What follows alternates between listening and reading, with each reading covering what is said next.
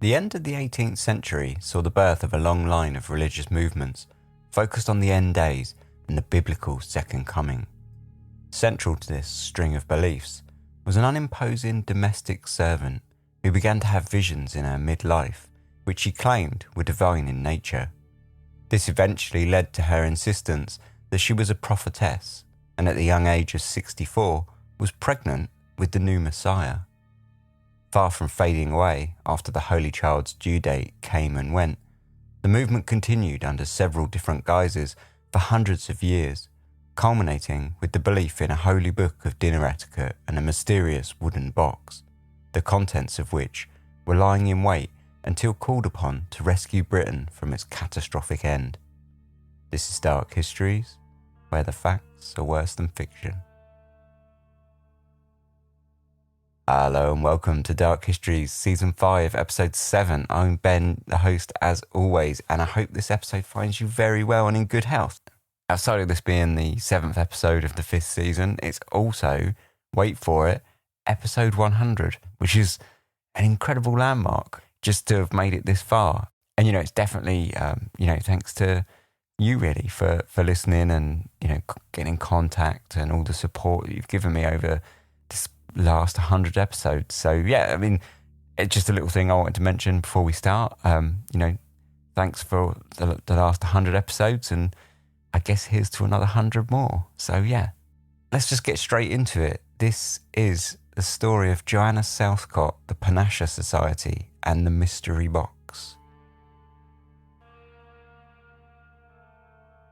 Religion across Europe in the 18th century was a volatile and highly dynamic subject, with several schisms leading to a fragmentary system of beliefs erupting from the end of the long, somewhat homogeneous Catholic rule.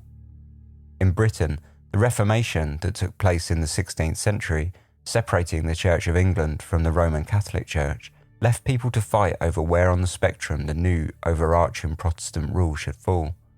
Inevitably, with the span of the Church reaching across geographical and social divides, the outcome led to a host of denominations splintering to follow in their own beliefs, a practice that continued for hundreds of years afterwards.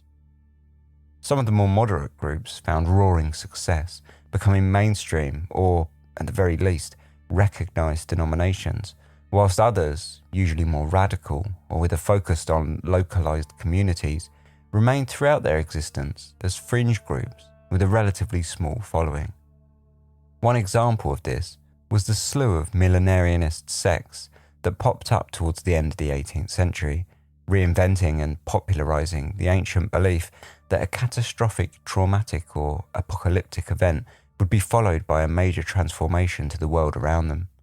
In the Western biblical context that they sprung from, the belief was commonly that of an apocalyptic event leading to God's second coming and eventual judging, with those found to be truly righteous being selected to live in a new kingdom of heaven.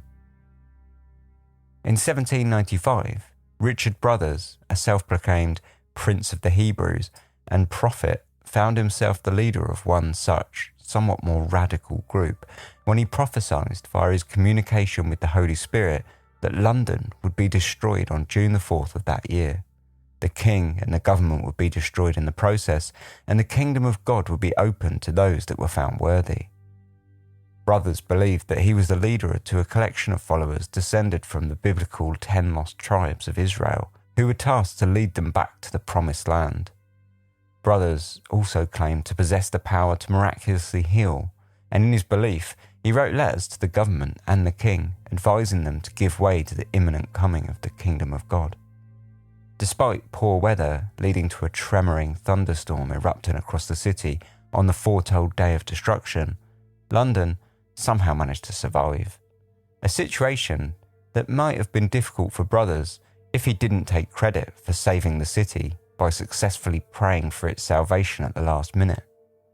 Fortunately for Brothers, prayer has no boundaries, as he had to enact this dramatic rescue from behind bars following his arrest just prior to the foretold end of days. All of his shouting about God overthrowing the king and the government had rubbed the authorities the wrong way, and Brothers had wound up arrested on charges of treason and sedition, dodging a prison sentence only through his installment in a mental asylum. This story of brothers does not exist in a vacuum. In 18th and 19th century Britain, political ferment at home, the disintegration of its American colonies, the Napoleonic threat from abroad, and the upheaval of the Industrial Revolution led a minority of people to find and sympathise with similar beliefs that they were witness to an apocalyptic age as foretold in biblical writings. Would-be prophets like Richard Brothers found themselves a fervent audience who would hop from one saviour to the next in order to keep their faith alive, and with Brothers full, many looked towards a new prophet who was fortunately just around the corner. Joanna Southcott was born on the 25th of April 1750 in the small parish of Ottery St Mary, deep in the southwest of England in the county of Devon. It was a rural community of low, single-storey houses surrounded by flat farmland, hedgerows and fractured woodland and brush, struck through by narrow roads that branched through the countryside like the fingers of a river. 20 miles to the east lay the city of Exeter, an ancient Roman town surrounded by a large wall and dominated by a single main street that ran through the middle, lined by oil lamps. Slower than much of the country to modernise, it still boasted a thriving marketplace of merchants and freemen, along with a growing gentry thanks to its dominance in the woolen cloth industry, shipping cloth all around Europe from its bustling port.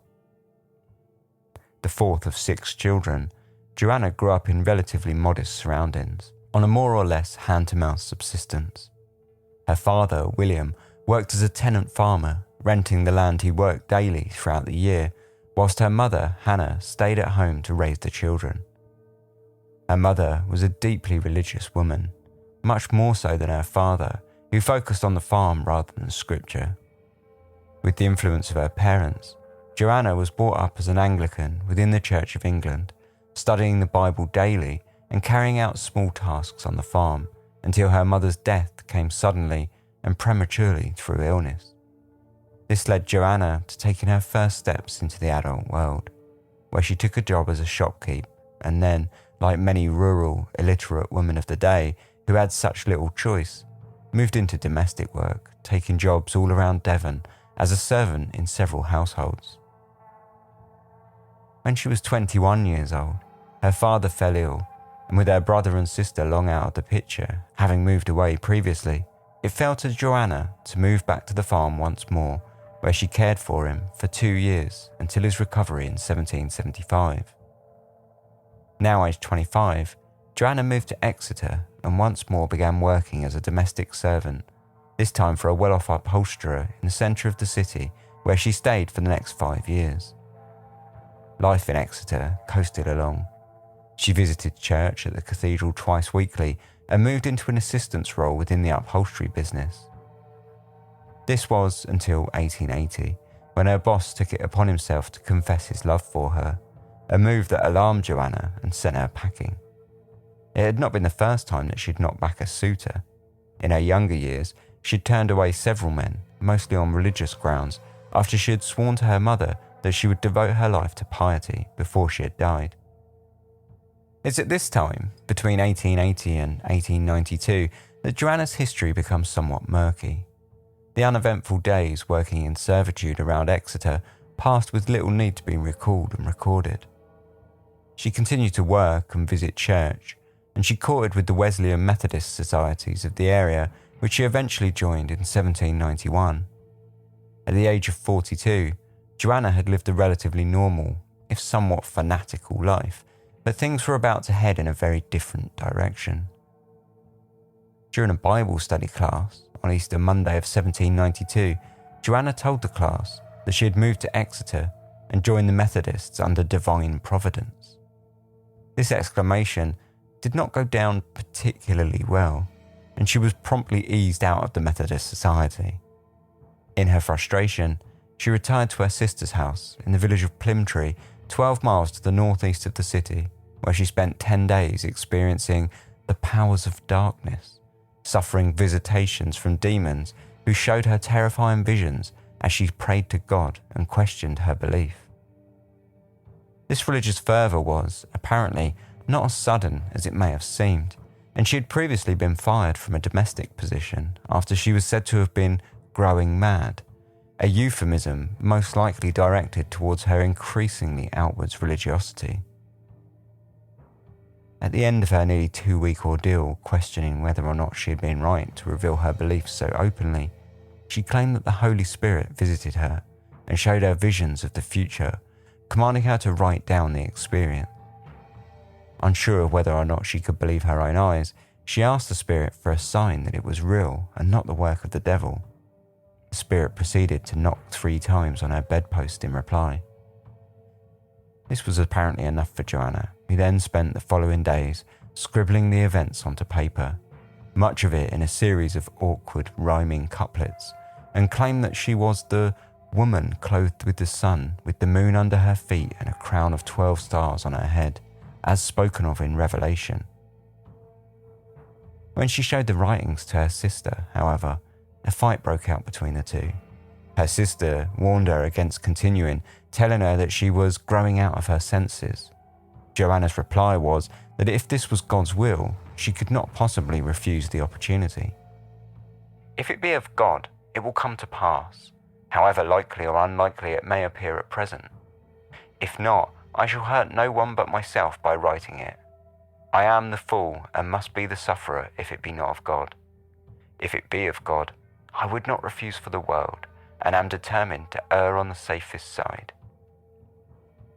The safest side, according to her sister, however, was somewhat the opposite, and she forbade Joanna to continue writing while she was staying under her roof. Joanna agreed in principle, but took advantage of the first opportunity she had when her sister went away on a trip to continue her writings in secret. What she wrote over the following days was to be the first of what she would call her prophetic writings, in which she predicted an imminent war between Britain and France and the subsequent food shortages. In the years prior, the French Revolution had been underway, with Britain watching on as a neutral party. But by 1792, with tensions in the region reaching a boiling point, as Austria and Prussia mounted offensive against the expansive French, the country was pressed into a coalition of European powers that aimed at halting the French march across the continent. With the declaration of war in 1793, Joanna saw herself vindicated, and with a new enthusiasm, she began to contact members of the clergy throughout Exeter and Devon, declaring her prophecies to be the words of God, seeking acceptance and recognition from the church. Perhaps unsurprisingly, not least because Joanna was both a woman and an uneducated layman, her insistence that she had been visited by the Holy Spirit and entrusted with the words of God did not go down very well. This led to several years of continued toing and froing between Joanna and various members of the church, with Joanna attempting to prove her writings to be genuine and the church dismissing them as the writings of either a disturbed mind or of someone under the influence of the devil. This long battle with the church reached a head when, towards the end of 1794, Joanna had a vision whilst laying in bed of a bright light coming into her room. "The room now appeared to me to be full of lighted candles hanging in the candlesticks, on lines crossing the room.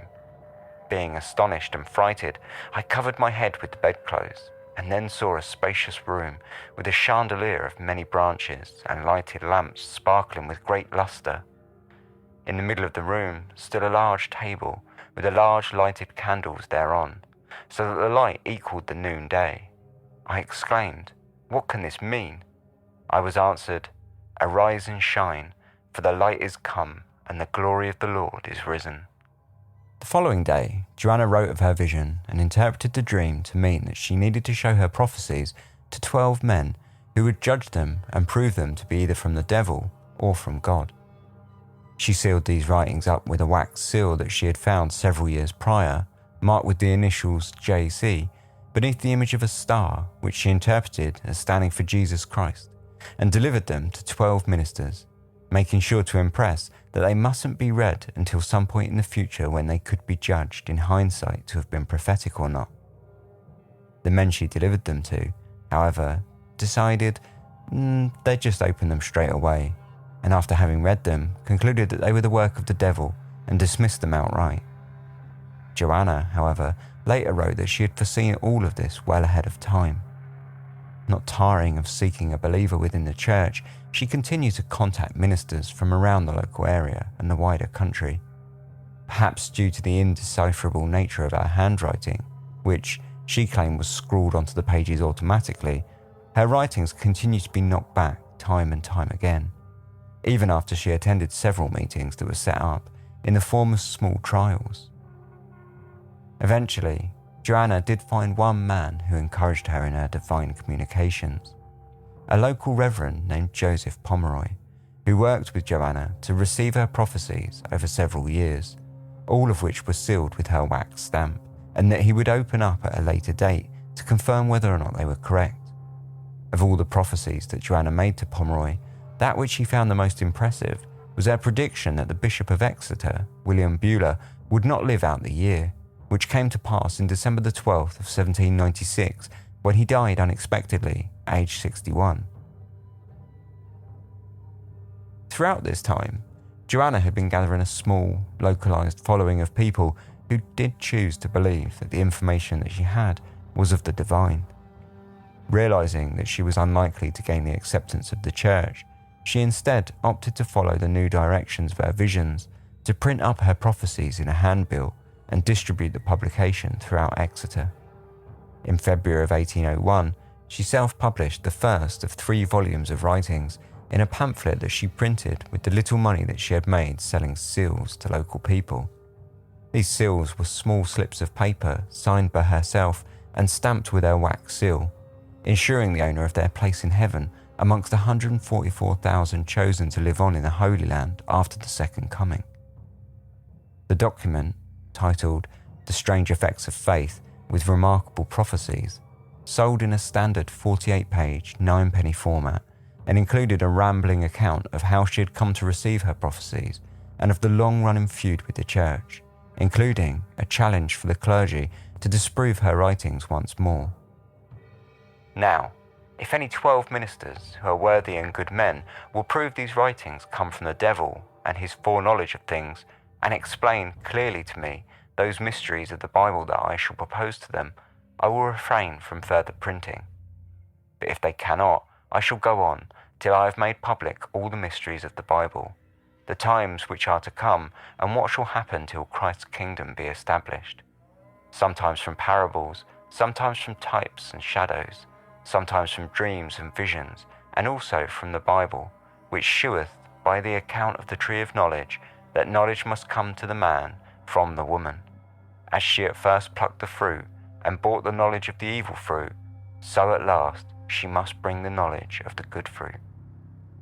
As expected, the publication ruffled more than a few feathers, and not only of those who thought her a heretic. The Reverend Pomeroy, seeing his name included amongst the pages and named as a supporter, found the entire thing an embarrassment, and he immediately contacted Joanna with a written admission that he had never supported her and had in fact told her that her visions were that of the devil, which he cajoled her into signing. Afterwards, he promptly handed this over to the local newspaper to publish and clear his name from the ridicule and backlash that the pamphlet had brought his way. Not set back, Joanna went on to publish a handbill in retaliation to Pomeroy's claims, along with 2 further volumes that year, eventually borrowing money from a wealthy supporter to sponsor the last. With her writings in the wild, Joanna had bypassed the church and taken the matter into her own hands. It was a move that gained her both support and condemnation. Amongst those that supported her was the Reverend Thomas Foley, an educated fellow of Cambridge and former follower of Richard Brothers, who by now found himself locked up in prison. Thomas Foley spread the words of Joanna to several of his friends in London, who formed something of an alliance with her. Joanna named this alliance the 7 Stars. These men, Reverend Wilson, George Turner, Peter Morrison, Stanhope Bruce, Thomas Webster, William Sharp and Thomas Foley himself, began communicating with Joanna, laying the groundwork to bring her to London, a move that would prove to be timely, as Joanna's printing shenanigans had seen her wind up in front of the Council of Exeter, defending herself against the charge of blasphemy, for which she was eventually let off with a warning. In 1802, she moved to Paddington in London, where, with thanks to the 7 Stars, she found an audience waiting for her who both thirsted after her prophecies and expected her to be the saviour of Richard's brothers. She met with a group of 23 men, all of whom hailed from high society, who supported her beliefs and got them all to sign a document that they believed her to be channeling divine knowledge, and promptly published it in a leaflet, hoping to gain considerable weight to her position. It was a move that paid off, and slowly her followers grew until they had their own church, preaching the word of God under the banner of the Church of England, with hymns taken from Joanna's writings. By 1807, she had handed out over 14,000 of her seals, which many accused her of selling for profit, though Joanna herself said she had never sold, and continued to publish pamphlets of her prophecies. In 1812, a wealthy follower died, leaving Joanna a considerable sum of money, which allowed her to continue her writing unabated. By 1814, she had penned over 54 publications, totaling over 5,000 pages, with a conservative estimated circulation of over 108,000 copies, though it is actually likely to be much more, as in those days, publications were often reprinted unofficially and sold by third parties. Indeed, much of Joanna's success in establishing a following was down to her use of printed media, which was not only cheap and easy to disseminate amongst a demographic of poor rural labourers, but also held as a respectable medium amongst the more well-off, educated followers. Joanna herself held little charisma, with most accounts penning her as a common-looking individual wearing drab clothing and devoid of charm. One account wrote of Joanna as lacking an eye that can fascinate and missing a tongue which can persuade. Throughout the time that Joanna continued to publish, the church continued to snub her, along with much of the wider society. Newspapers caricatured her, and they made fun of her and her followers, who they called dupes and fools. Joanna herself questioned whether or not her visions were truly holy, but with such a healthy following, she pressed on with her missions, and would very soon escalate it much further to its unavoidable conclusion. In 1814, at the age of 64, Joanna Southcott published the Third Book of Wonders, announcing the coming of Shiloh, within which she announced to her followers that she had become pregnant through immaculate conception to a baby that was due to be born in October of that year. This child, she said, was Shiloh, spoken of in the book of Genesis, who would come at the end of days to lead the followers into the Holy Land. The news sparked great joy amongst her followers, who showered her with birth gifts for the coming child, including a rattle made from coral, a white silk swaddling blanket gilded in golden thread, and a satinwood cradle. Remarkably, Joanna did show signs of being pregnant. Her stomach swelled, and over 20 physicians visited her to confirm that she was pregnant, with 6 of them publishing accounts that confirmed her to be displaying symptoms consistent with pregnancy. Dr. Richard Rees of London published a 4-page pamphlet entitled A Correct Statement of the Circumstances, etc., in which he stated his belief that Joanna was most definitely pregnant. Word on the streets quickly circulated, leading to both celebrations and backlash. Most of the newspapers took a predictably mocking tone in their articles on the news that the second coming of Christ was imminent. Also included letters from physicians who had examined Joanna and concluded that she was not, in fact, pregnant at all, but rather suffering from illness.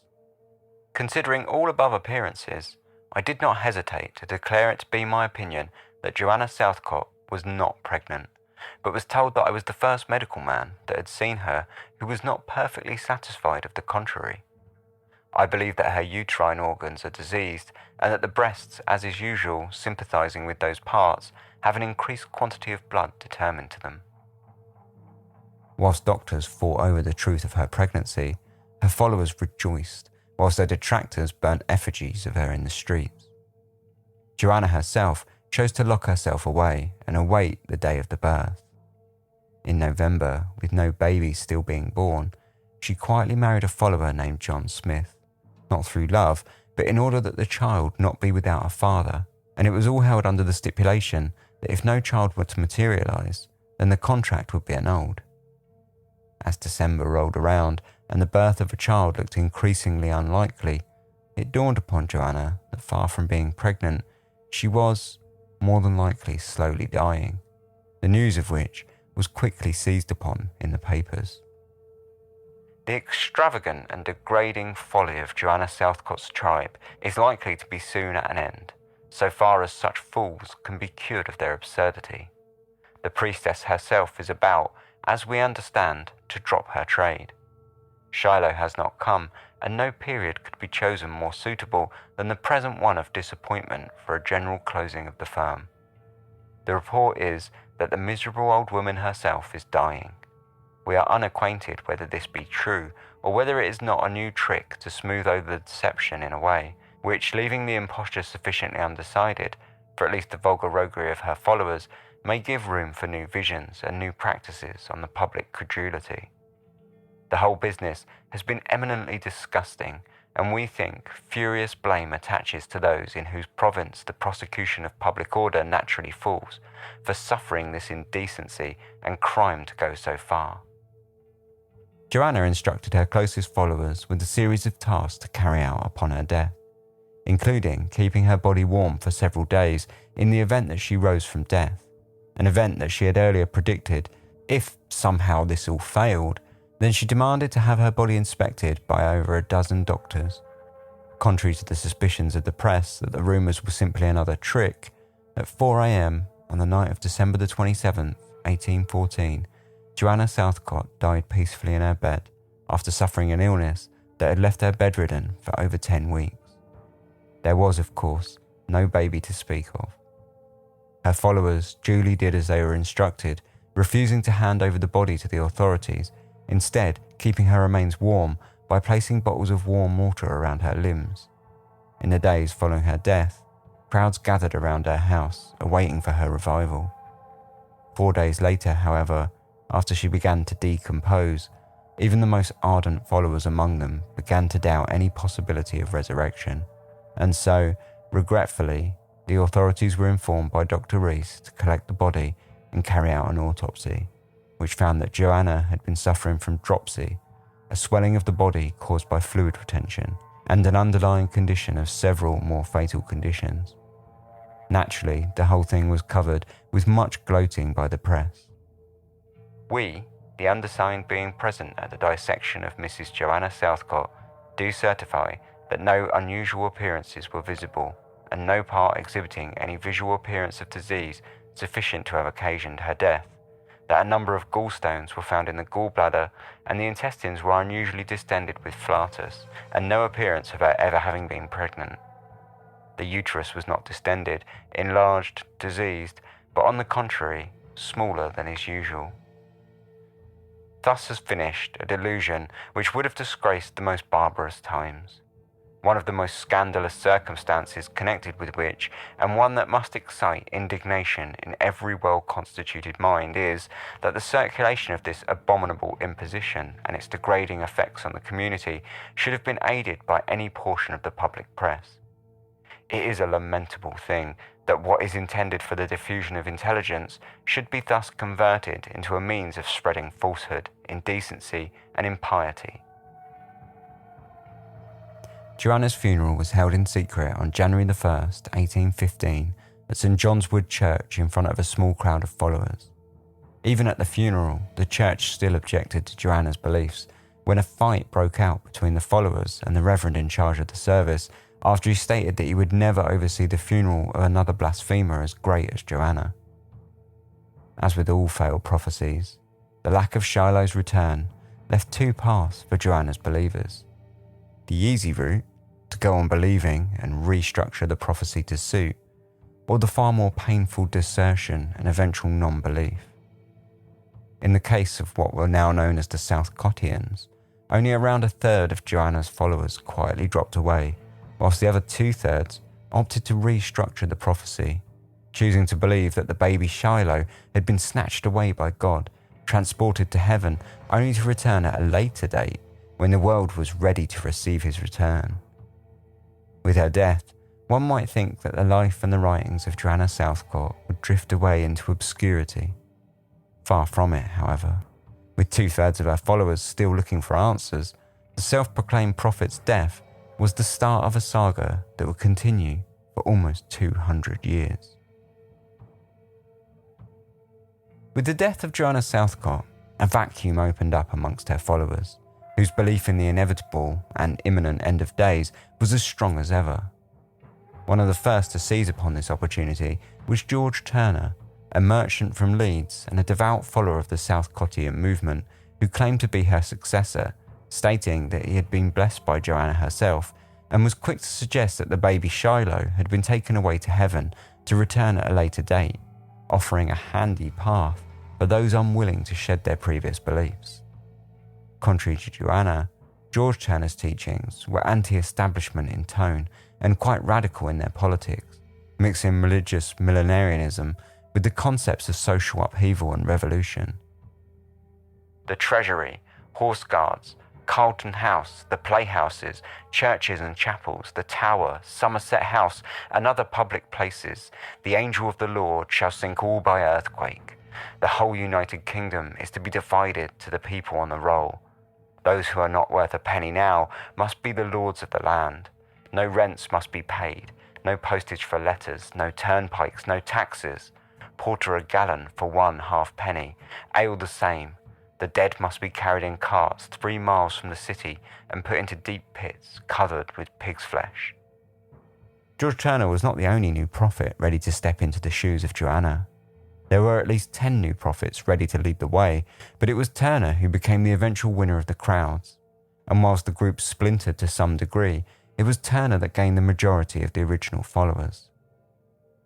One might think that Turner would have learned from Joanna's failures, but having already promised the return of Shiloh, it now fell to him to put a date on that second coming, which he did, following a short stay in a mental asylum that he had found himself locked away in after his followers petitioned for his release. Upon regaining his freedom, Turner declared that Shiloh would return as a 6-year-old boy on the 14th of October, 1820. When the date came and went, Turner appeased his followers by stating that he merely needed to find a wife to give Shiloh a foster mother. After marrying, he gave the new date of 10th of April 1821 for his divine son's return. After this inevitable second failure to deliver upon his prophecies, however, rumblings arose in the ranks, and a new prophet was secured in John Rowe, a follower of Joanna's original prophecies and a hardline fundamentalist who took control of the group after challenging Turner's failed prophecies and enforced rules such as the growing of beards amongst the male followers and a strict dress code, including large brimmed hats for the men and simple, morally acceptable dresses for women. The Southcottians were now instructed to give up tobacco, snuff, and alcohol and to only eat kosher meat. Those that transgressed from these new rules were faced with the prospect of beatings. Rowe claimed, like Joanna, to have divine visitations that started after a period of 6 days of blindness and sought to unite the lost tribes of Israel, which he claimed had been reborn in Britain. Like Turner, Rowe's beliefs and prophecies were far more apocalyptic in tone, moving further and further from the established church. He renamed the group the Christian Israelites Church and built a strong community around a central house in Ashton-under-Lyne in Lancashire, which was to be the New Jerusalem.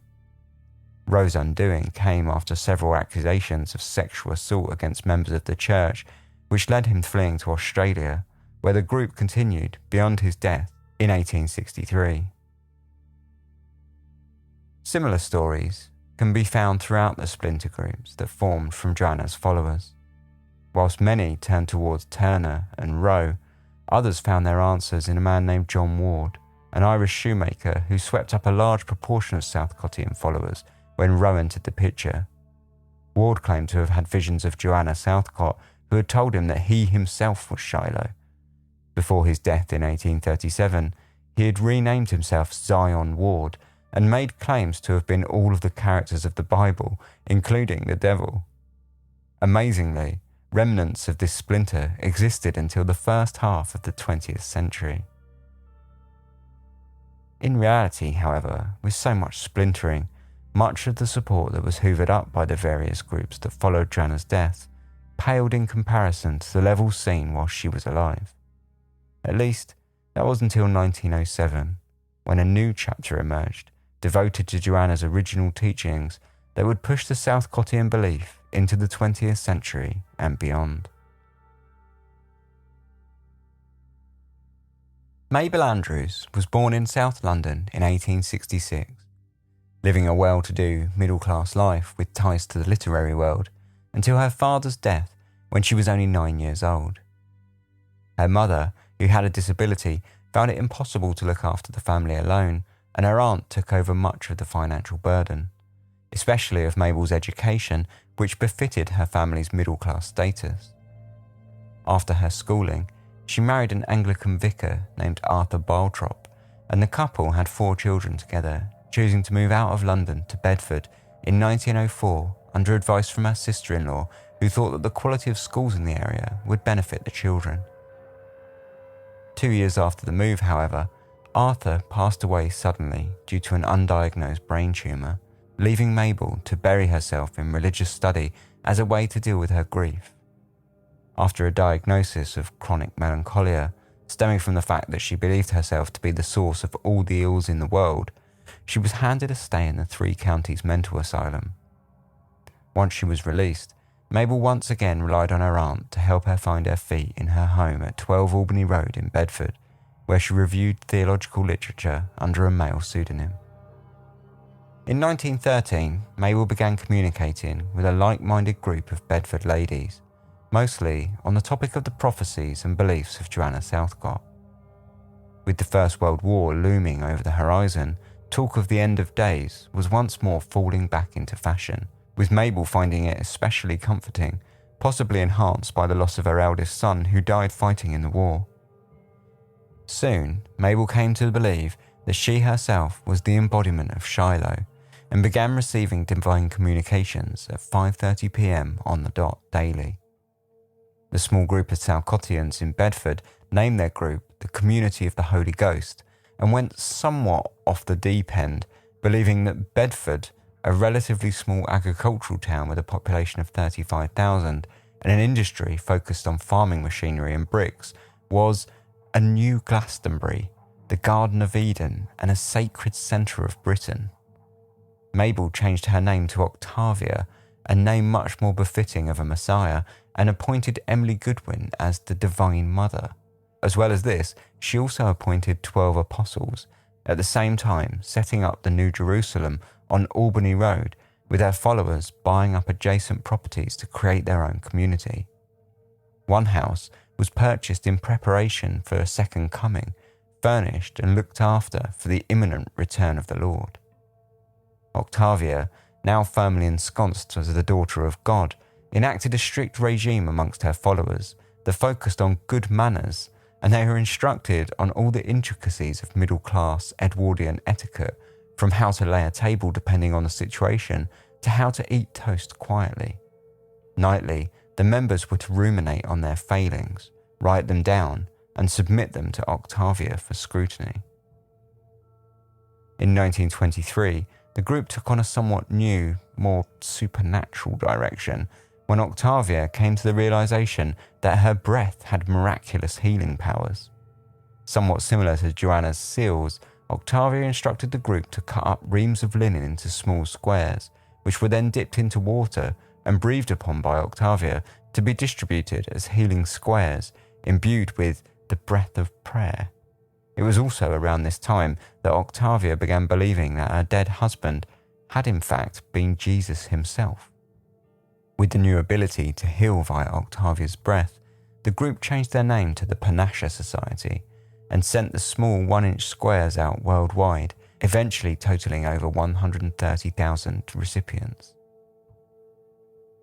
Along with the crisis of the First World War, another reason for the Panasha Society's apparent popularity was its female-centric doctrine that hit at the same time as the suffragette movement. The society was founded and run solely by women and preached the concept that the Holy Trinity was in fact a holy quaternity, with the addition of the goddess.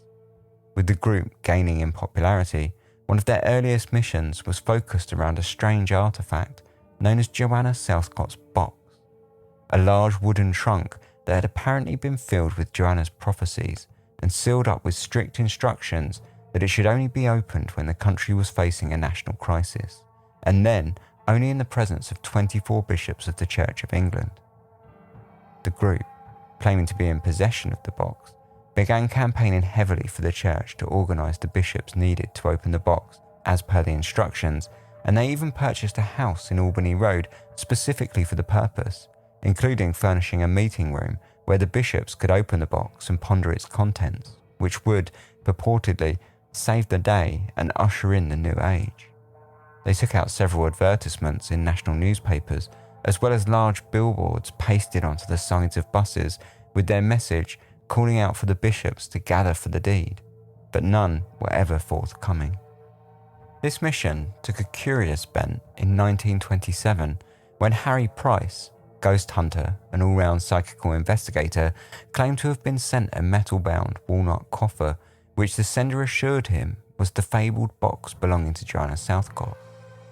The sender said he had employed a brother and a sister as servants whose mother had been a close confidant with Joanna Southcott and had been entrusted with the box directly from Joanna on her deathbed. After the death of his servants, the box had been passed on to him. It was somewhat of a white elephant to me. I intended to provide for the disposal of the box in my will, but my private affairs compelling me to live abroad for a protracted period, I have dispersed my effects in this country and have much pleasure in making your officials the custodians of the Joanna Southcott's box. I am sending it to you because I was so interested in the case of the Austrian girl Zugen which you took up. If your board refuses to accept the trusteeship of the box, may I suggest that it be sent to their clergy, e.g. the Archbishop of Canterbury, who appear to be interested parties. The anonymous sender was aware of the Panasha Society, but thought it more fitting to send it to a corporate body to open the box, presumably under the belief that they would be more likely to open it with less bias and have a less invested interest. The sender himself wished to remain completely anonymous, and he wanted no publicity from the opening of the box, but merely, he said, wanted to satisfy a curiosity. Price was thrilled to have the chance at not only opening the box, but beforehand of subjecting it to various tests. The first of these tests was psychometry, a practice of mediumship whereby the medium touches an object to divine its origin. Price had 10 such mediums touch the box and give their opinions of what it was and what it may contain, some of which came alarmingly close to the truth, with several guessing it withheld prophecies of some nature.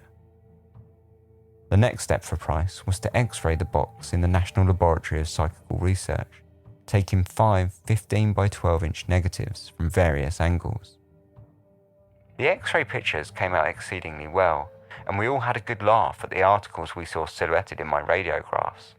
There was no mistaking what a few of the objects were, but some of the shadows puzzled us owing to all sorts of false visual judgments as to the real size, direction and shape of the objects depicted. But we made out the following articles which form part of the contents of the famous box. An old horse pistol, not cocked, date about 1814. Dice box, double-ended fob purse made of steel beads, coins in the purse, a bone puzzle with rings, books, one with metal clasps, a framed painting or miniature, pair of gold inlaid earrings, a cameo or worked pebble. In addition, we got the silhouettes or shadows of the lockbox, the steel bands which surrounded it, and the handmade nails with which the portions of the box were fastened together. With little else to do but open the box, Price then wrote to 3 archbishops and 80 bishops. As your lordship knows, a considerable body of the superstitious tradition has grown up around this box, supposed to contain a divine revelation. The box could, of course, be opened without any formality. One feels, however, a natural reluctance to violating the definite wishes of a dying woman, no matter how misguided. We should like to open the box in circumstances as nearly as possible in accordance with their dying injunctions. On July the 11th, 1927, at the Hoare Memorial Hall in Westminster, Price then set to opening the box to much public interest. The hall was packed with people keen to see what Joanna had left to save the world during its most dire moment, including several members of Southcottian groups who created a level of protest, claiming the opening to be sacrilege. Despite this, The box was opened in the presence of the Bishop of Grantham and the Bishop of Crediton's son, who was standing in for his father. The two bishops alone were apparently as near as possible in accordance to Joanna's dying injunctions, like he had wished. I picked up a heavy pair of metal shears and proceeded to cut the two steel bands which encircled the box. After I had cut the bands and the faded silk tapes, I prized open the lid with a jemmy and asked the Bishop of Grantham to remove the contents, one by one, at the same time as I gave a description of the articles to the excited audience below me. I was not aware of any particular sensation as I opened the box, or helped to remove the contents, but one paper said I opened the box gingerly. Another paper declared I removed the contents with trembling fingers, while a third reporter remarked on the growing scorn of my face as I realised that the objects were. All of these accounts were inaccurate. I opened the box unconcernedly, as if it had been a box of chocolates, and as for being scornful of the contents, I at once realised that they were of real antiquarian interest and of no little intrinsic value. The audience, like those on the platform, could not help being struck by the way in which the X-ray photographs had given us clues to the objects found in the box. All our deductions were correct. The pamphlets, books, etc., indicated by shadows, were not clearly discernible in my radiographs, but the solid objects were all as I anticipated. It is impossible to give a complete list of every object.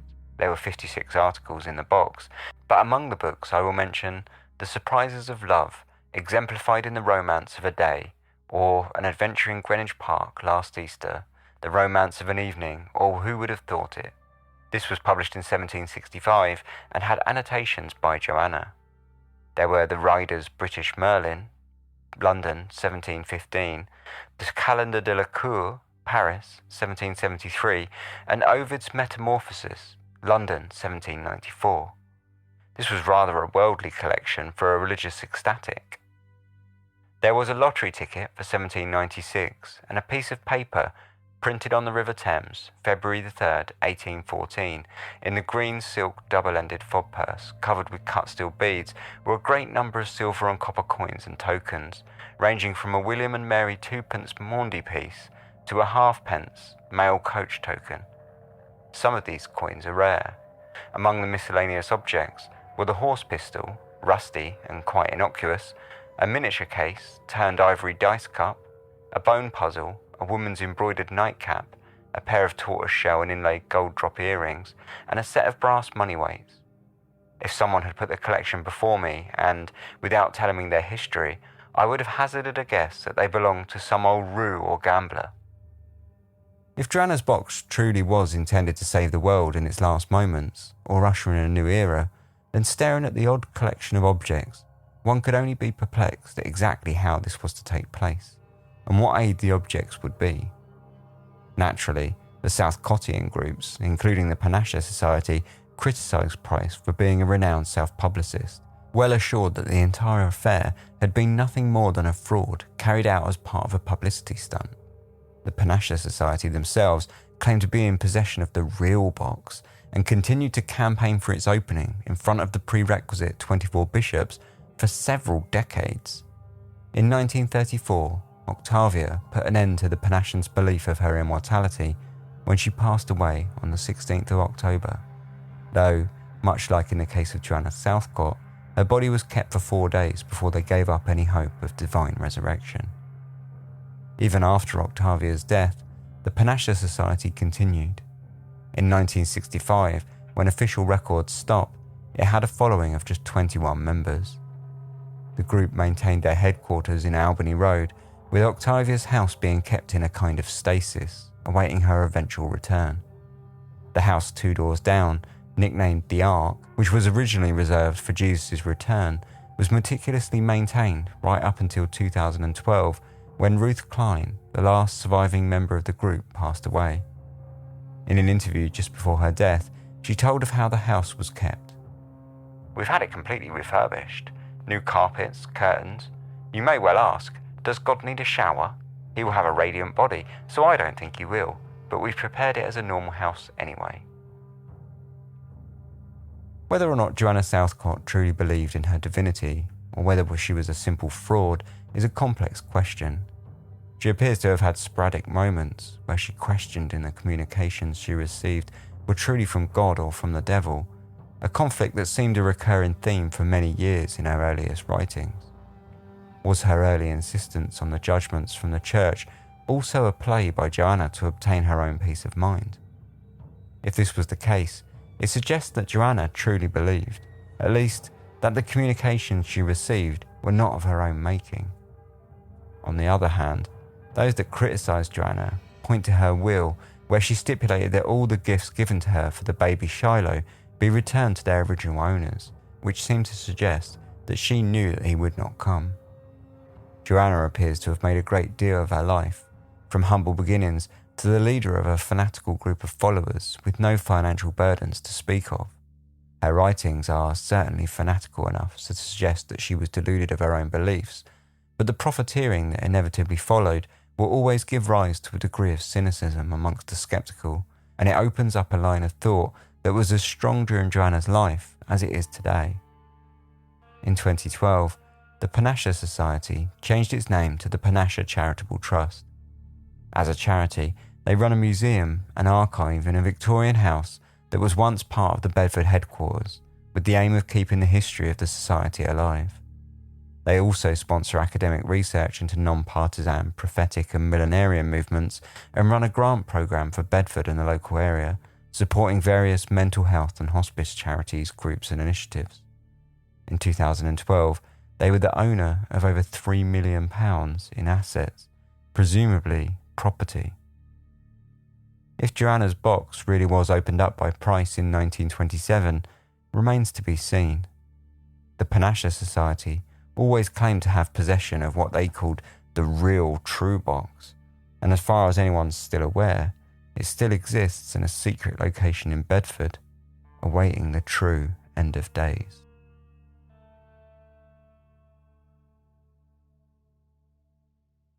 So that was the long winding story of the Southcottian movement, and we'll talk a little bit about that after this little bit of capitalism. Thanks for listening to Dark Histories. This podcast is entirely independent and funded by myself and listener support. So in order to do that, I need to run a few ads. Our long-time advertising partner is Audible, and the reason I've stuck with them for so long is that they offer a service that I actually use and enjoy myself. And I do think it actually offers value to people like myself who enjoy podcasts. If you're unaware of what Audible is, it's an audiobook subscription service which charges a monthly fee in return for 1 credit, which you're free to spend on any audiobook you like.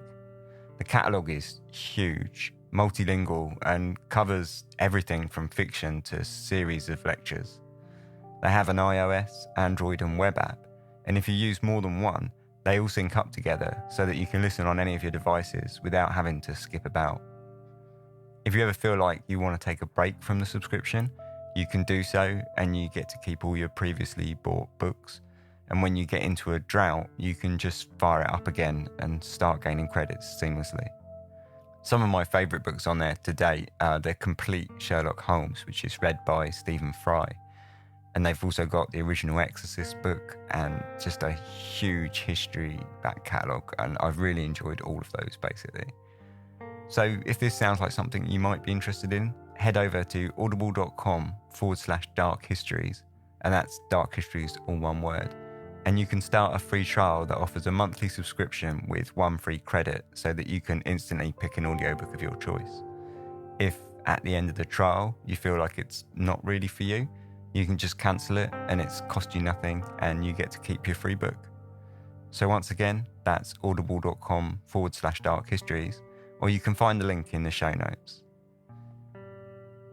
So earlier I mentioned listener support, and there are a ton of ways that you can get involved and support Dark Histories. The main way is to become a Patreon patron. If you listen to a lot of podcasts, I'm sure you're familiar by now, but for those not so much, Patreon is a way to make a monthly pledge in return for some small perks. On the Dark Histories Patreon, I set my pledges as low as I can really, with options for $1, $3 and $5 per month. And for that, you gain things like early access episodes without these horrible ads, PDF notes and resources that I make and find during my research for each episode. There's also access to the live stream archives and more. So if you enjoy the show and you think it's worth it to you, hop over to darkhistories.com and you can find all the ways that you can support, including our Patreon, or just check out the links in the show notes. If none of that appeals, then sharing it around with all your friends and family is equally as helpful and just as much appreciated. So if you're here, then thanks so much for not skipping the ads with that 30-second skip button and giving my hard sell a listen. I'll let you get back to the episode. Cheers. Welcome back.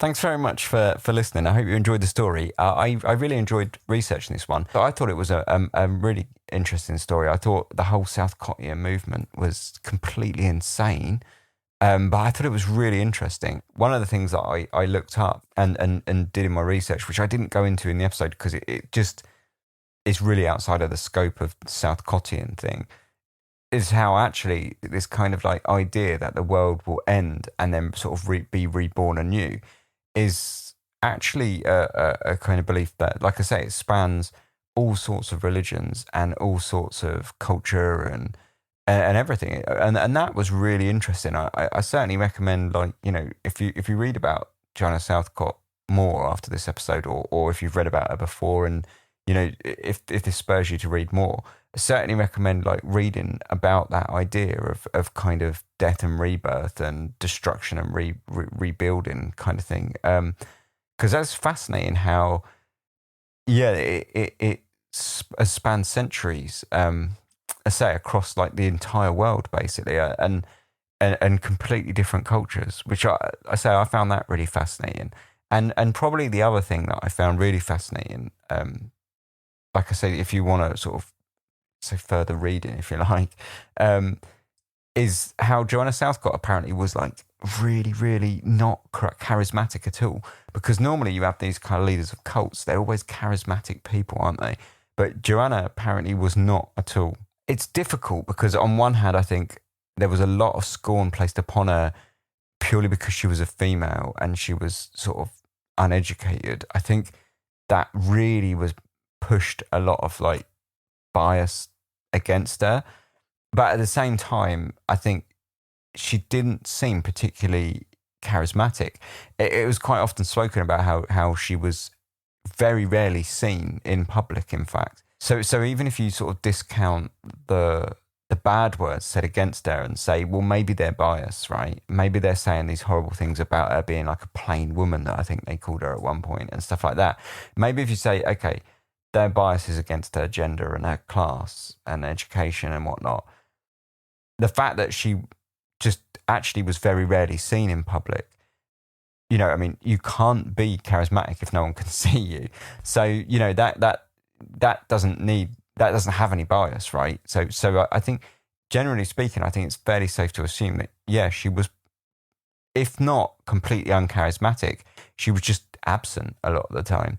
And to get to the point, the thing I found really interesting was how this Southcottian sort of belief was really driven by the printing press, and how like the evolution of print and how it became more accessible really drove the Southcottian movement. And if it wasn't for this kind of evolution of the printing press and the industrialization of it all, she would have probably failed, because she was just not a very charismatic person, or say at the very least absent. And I found that really interesting. I think that's a really interesting, like if you want to go back and look up Joanna Southcott and get into sort of the more nitty gritty details of it, you know, like the real kind of details of certain elements, I think that's a really interesting path to go down in terms of research. It is the kind of history of the printing press around the Southcottian movement, and the way the kind of expansion of that really went hand in hand with the expansion of these kind of small religious movements. Harry Price was convinced that the box that he opened was the real box. He's convinced that without a doubt, or without a shadow of a doubt, it's Joanna Southcott's box or something like that. So just as a rough paraphrase, but he definitely is adamant that it's Joanna Southcott's box that he opened. Having said that, I can sort of get on board the Panasha Society there when they say that, they criticised him for being a publicist, which Harry Price definitely was. So, was that Joanna Southcott's box? I don't know. She apparently left this box, and would she have been carting around a gun? I don't know, maybe. It seems weird if that was her box, why the Panasha Society spent the next sort of 4 decades campaigning to open one that they apparently had. I'm inclined to believe that Price was just given a box of junk and he kind of publicised it a little bit. And it probably had nothing to do with Joanna Southcott at all, especially when you look at the origin story. The origin story of that box is pretty loose and vague and tenuous. The link from Joanna to the guy that sent it to Harry Price, it is pretty murky. Why would these servants have ended up with this box, and then why would they have given it to him? It's very, I don't know. I'm not sure I can believe that, really. So I think that Harry Price was probably being a bit of a publicist there, and I don't think it probably was her box, which does lead me to believe that there probably is a box out there somewhere in Bedford waiting for someone to open it. Do I believe it's going to save the world? Absolutely not. But I do think there probably is a box out there that did belong to Joanna Southcott at some point that is probably waiting to be opened, and I guess probably never will be opened at this point. Whether, supposedly someone knows its location and it's a big secret, but yeah, I don't think it's going to do much whether it gets opened or not. So that's pretty much sums up my thoughts on that episode, and my thoughts on making that episode. I hope you enjoyed it. I hope, as always, you found it interesting, and that's about that. If you would like to let me know your thoughts on the episode, you can do so. As always, hit me up on any social media. That's fine. Dark Histories is on all of them. If you go to darkhistories.com, you'll find all the links to the social media. You just search Dark Histories in the social media, or whatever, you'll find us, the one with the butterfly. Otherwise, you can email me, contact@darkhistories.com. You can also find links to all the things like, the shop, the ways that you can support, which, all your support is greatly received. Last episode, I mentioned about the t-shirt designs. I've had a really, really good response from that.